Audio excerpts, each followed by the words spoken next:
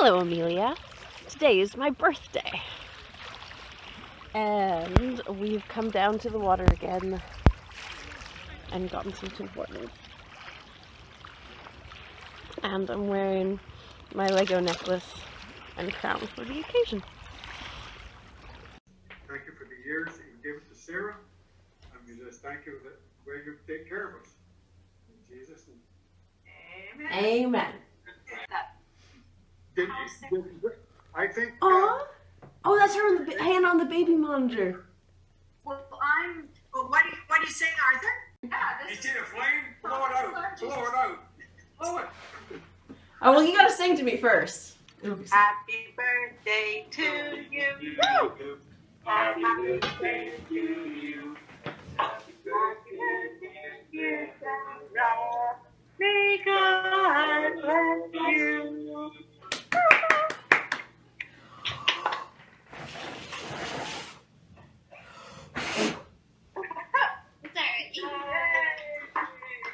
I don't think we're keeping score. Well, but to track what has already been said. Okay. Oh, true. Yeah. Bow. Yep.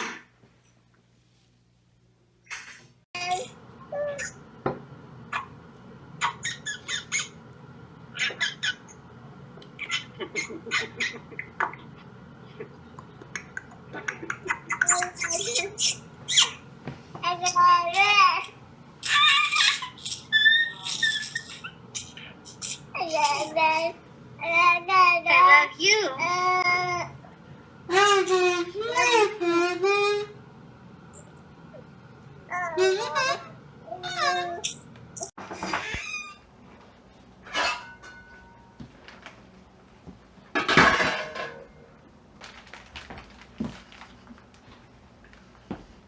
Old chrome table. Like we got this.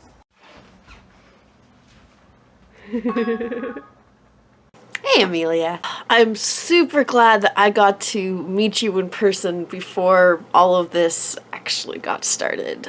I remember when your mom sent me the first picture of you and her together at the hospital after you were born, and I was just so excited to see you, and I showed all my friends and family, or many of them, the picture, and then a few weeks later when I got to actually go and meet you and hold you, and you're like a perfect little human jelly bean, and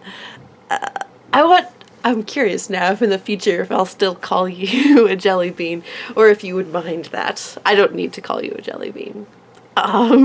We had a really good time together on our first visit. I brought you a picture book of Prince Caspian because Narnia means a lot to me, and I wanted to share that with you. And your mom held the book open for me so that I could read it to you. And yeah, and we went on all kinds of adventures. Your first trip to the zoo, I think your first trip to Starbucks, your first visit to the bookstore. And then I had plans, of course, to see you again sometime. Probably would have seen you again by now if it wasn't for all the quarantine and the staying in one place. But yes, the day will come, as Queen Elizabeth says in her recent speech, that we will meet again. I'm curious about how much of what now seems really bizarre about the world changing is actually going to become the norm in the future, and how much will go back to the way things used to be before Corona. But yeah, I wonder if people still mostly shop in physical stores or do so again in the future, or how much people will switch to online shopping or getting delivery or things like that, and how much that will actually change. I wonder, do people still meet in large gatherings? Do people shake hands in the future, Amelia? I want to know.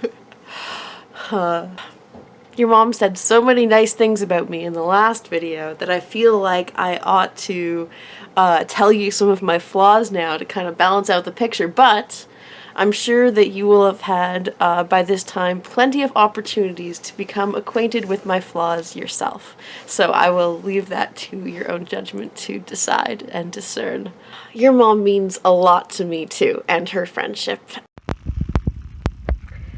Some of the things I especially appreciate about your mom are the way that she is committed to growing and learning. Whether that is drawing or math or just being a better person. And the way that she's committed to like working and like developing our friendship, and her sense of humor and her sense of adventure, and just herness as a whole.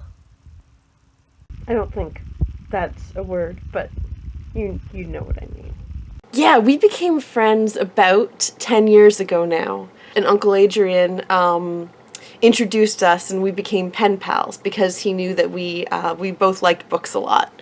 And so then we wrote emails back and forth, and eventually talked on the phone sometimes, and then we started meeting up a couple times a year to go on in-person adventures. And I'm sure we'll tell you lots more about some of those in days to come.